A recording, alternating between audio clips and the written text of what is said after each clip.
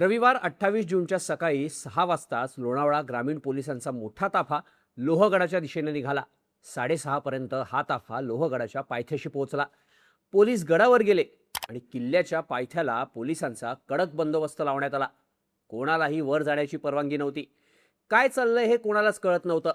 अशातच माध्यमांमध्ये काही दृश्य दाखवली गेली, ज्यात किल्ल्याच्या हत्ती तलावाच्या जवळ असलेल्या एका कड्याजवळ हालचाली दिसत होत्या.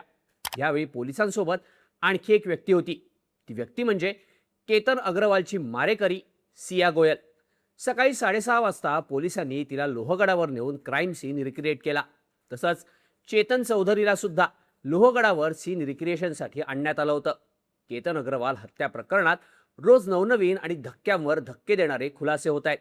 आपल्याला केतनशी लग्न करायचं नव्हतं असं आपण आपल्या घरच्यांना सांगितल्याची माहिती सियानं पोलिसांना दिली होती. पण तिच्या भावानं हा दावा पूर्णपणे फेटाळून लावला होता. आता सियाच्या आई वडिलांची शनिवारी पोलिसांनी तब्बल 11.5 तास चौकशी केली.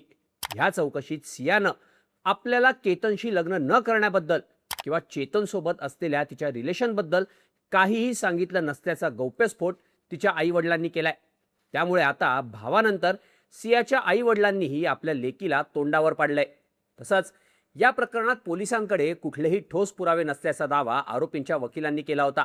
पण केतनच्या वडिलांच्या आवाहनावरून 18 जूनला लोहगडावर केतनची हत्या बघणारे काही प्रत्यक्षदर्शी सुद्धा जबाब देण्यासाठी पुढे येत असल्याची माहिती दिली जाते. त्यामुळे एकीकडे आई वडिलांनी विरोधात दिलेली स्टेटमेंट्स आणि समोर येत असलेले साक्षी पुरावे यामुळे सिया आणि चेतन आता पुरते अडकल्याचं बोललं जातंय. केतन अग्रवाल हत्या प्रकरणात सियाच्या आई वडिलांनी पोलिसांना नक्की काय सांगितलं?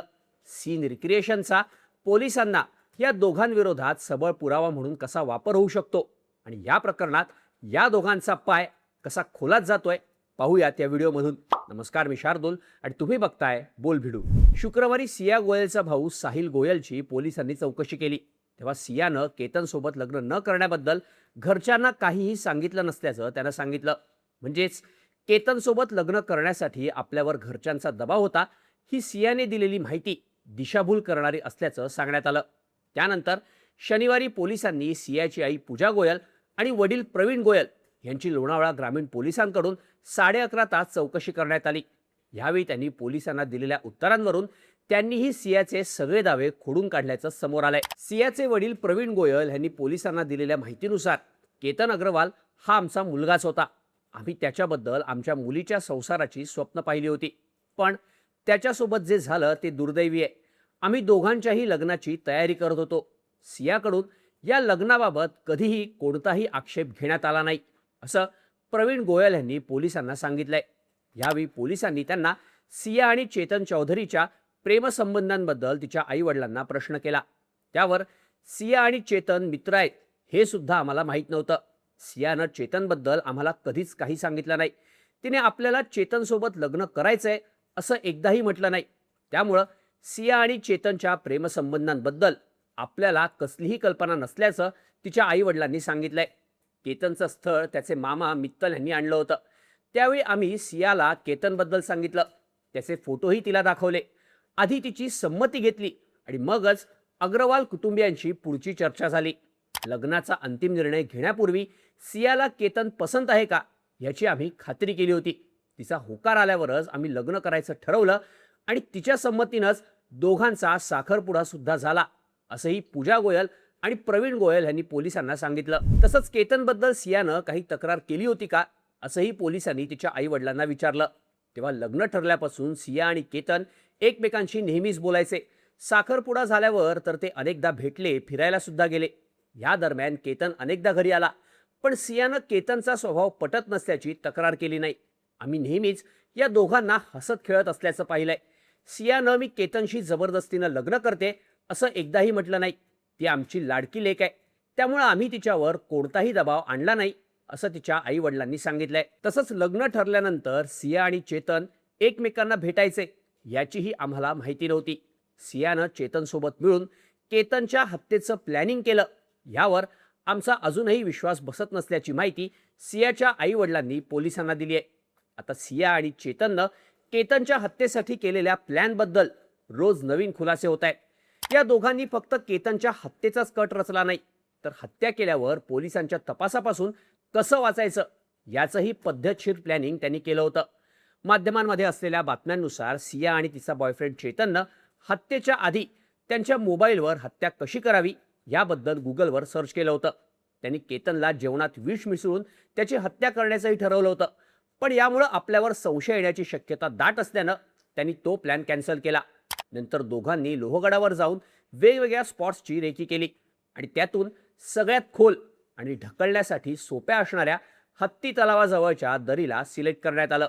यानंतर पकडले जाऊ नये यासाठी काय काय काळजी घ्यावी याचीही माहिती त्यांनी गुगलवरून काढली आणि नंतरच प्लॅन एक्झिक्यूट केला, अशी माहिती माध्यमांकडून देण्यात आली आहे. केतनला संपवल्यावर जर आपण लगेच लग्न केलं तर पोलिसांना आणि घरच्यांना संशय येईल. त्यामुळं या दोघांनी हत्येनंतर लगेचच एकत्र न येता तब्बल 2 ते 3 वर्ष थांबून मगच लग्न करण्याचं ठरवलं होतं. जर यामध्ये केतन वाचला असता तर त्यासाठी प्लॅन बी सुद्धा तयार होता. इतक्यावरून ढकलल्यानंतर केतनचा जीव गेला नसता तर किमान गंभीर जखमी होऊन तो अपंग तरी झाला असता. मग हेच कारण पुढे करत केतनसोबत लग्न बोलण्याचा प्रस्ताव घरच्यांसमोर ठेवायचा सियाचा डाव होता. इतकंच नाही तर पोलिसांच्या हाती कोणताही डिजिटल पुरावा लागू नये म्हणून व्हॉट्सअपवरचे कोणते मेसेजेस डिलीट करायचे आणि कोणते ठेवायचे याचं सगळं नियोजन त्यांनी आधीच केलं होतं. त्यानुसार ज्यामुळे आपण अडकू असे मेसेजेस त्यांनी पद्धतशीरपणे डिलीट केल्याची माहिती सुद्धा तपासात समोर आली आहे. केतन अग्रवालला दरीत ढकलल्यानंतर सुद्धा तो वाचणार नाही याची पूर्ण काळजी सियानं घेतली होती. पोलिसांच्या हाती लागलेल्या क्राईम टाइमलाईननुसार सियानं कड्यापाशी नेऊन केतनशी गोड बोलून जवळीक साधली. केतन तिच्या या बोलण्यात गुंग झाल्याचं कळताच तिथे दबा धरून बसलेल्या चेतन चौधरीनं संधी साधली. त्याने हळूच येऊन केतनला कड्यावरून दरीत ढकललं. मग सियानं सुरुवातीला लगेचच कोणताही आरडाओरडा केला नाही. तिने 2 मिनिटं आजूबाजूला बघितलं. आपल्याला कोणी बघत नाहीये ना याची तिने खात्री केली. मग तिने चेतनला तिथून पळून जाण्यासाठी वेळ दिला. चेतन लांब गेल्याची खात्री पटल्यानंतरच सियाने पुढचा सगळा रडारडीचा ड्रामा सुरू केला. पण हे करताना सुद्धा केतनला तात्काळ मदत मिळणार नाही ह्याची तिने काळजी घेतली होती. तिने लगेचच गडावरचे सुरक्षा रक्षक किंवा इतरांची मदत मागितली नाही. तिने सगळ्यात आधी आपल्या आईला फोन करून केतन लोहगड किल्ल्यावरून खाली पडल्याचं सांगितलं. मग सियाच्या आईने ही माहिती केतनच्या पालकांना आणि इतर नातेवाईकांना दिली. मग सियानं पुढची 15 मिनिटं फक्त आपल्या कुटुंबाला आणि नातेवाईकांना फोन करण्यातच घालवली, ज्यामुळं केतनला वेळेवर मदत मिळायला खूप उशीर झाल्याचं सांगितलं जात आहे. हा सगळा वेळ काढूपणा केल्यानंतर सियानं बचाव बचाव माझा होणारा नवरा दरीत पडल्याचा आरडाओरडा करून मदत मागायला सुरुवात केली. पण तोपर्यंत खूप उशीर झाला होता. पोलिसांच्या सूत्रांनी दिलेल्या माहितीनुसार सियाला आपण केलेल्या गुन्ह्याचा कोणताही पश्चाताप नाही. अटक झाल्यानंतर सुद्धा सिया पोलीस कोठडीत एकदाही रडलेली नाही. तिच्या चेहऱ्यावर भीती किंवा पश्चातापाचा लवलेशही नाही, असं पोलीस सूत्रांनी माध्यमांना सांगितलंय. दरम्यान सियाचे वकील आशुतोष श्रीवास्तव यांनी एक खळबळजनक दावा केला होता. सियाच्या विरोधात पोलिसांकडे कोणताही ठोस स्वतंत्र साक्षीदार नाही. सुरुवातीला केतनच्या मृत्यूची नोंद अपघाती मृत्यू म्हणून झाली होती, पण नंतर पोलिसांनी हत्येच्या अँगलनं तपास सुरू केला.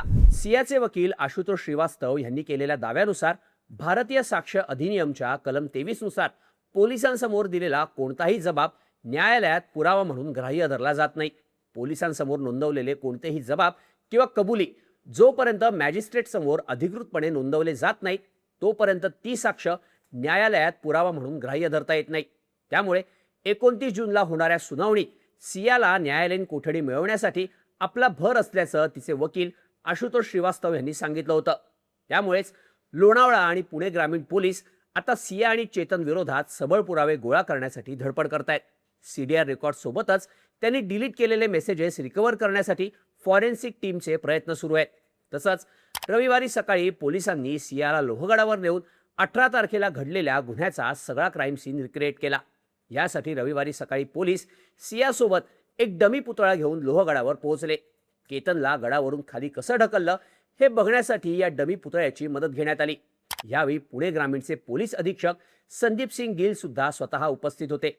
18 जूनला नेमकं काय काय झालं, हत्येच्या आधीच्या 75 मिनिटात नक्की काय घडलं, या सगळ्याचं रिक्रिएशन पोलिसांनी केलं. चेतनला सुद्धा स्वतंत्रपणे लोहगडावर नेऊन तो तिथे किती वाजता आला, कुठे लपून बसला, त्याने केतनला कसं ढकललं याचंही रिक्रिएशन करण्यात आल्याची माहिती माध्यमांकडून देण्यात आली आहे. हे क्राईम सीन रिक्रिएशन सबळ पुरावा म्हणून कोर्टात मांडलं जाऊ शकतं. ह्याची सिया आणि चेतनवर आरोप सिद्ध करण्यासाठी मदत होऊ शकते असं आता सांगितलं जात आहे. रविवारी सकाळी 8च्या सुमारास पोलिसांचं पथक सिया गोयलला घेऊन लोहगड किल्ल्यावर पोहोचलं होतं. सुमारे 2.5 तास म्हणजेच सकाळी 10:30 वाजेपर्यंत घटनास्थळावर ही तपास प्रक्रिया आणि पाहणी सुरू होती. या क्राईम सीन रिक्रिएशन दरम्यान कमादीची गुप्तता आणि सुरक्षेची काळजी घेण्यात आली होती. तपास सुरू असेपर्यंत लोहगड किल्ल्याचं मुख्य प्रवेशद्वार पूर्णपणे बंद ठेवण्यात आलं होतं. या काळात कोणत्याही पर्यटकाला किंवा सर्वसामान्य नागरिकाला किल्ल्यावर प्रवेश दिला गेला नाही. यावेळी पोलिसांचा मोठा फौजफाटा तैनात करण्यात आला होता. दरम्यान केतन अग्रवालला श्रद्धांजली वाहण्यासाठी त्याच्या लोढा सोसायटीतील रहिवासी शनिवारी संध्याकाळी एकत्र आले होते. सोसायटीतल्या गणपती मंदिरापासून ते केतनच्या घरापर्यंत त्यांच्याकडून कॅन्डल मार्च काढण्यात आला. यावेळी केतनचे आई वडील आणि कुटुंबीय भाऊक झाले होते. यावेळी केतनच्या वडिलांनी मोठं आवाहन केलं. सगळ्यांनी एकत्र येऊन केतनला न्याय मिळवून द्यावा.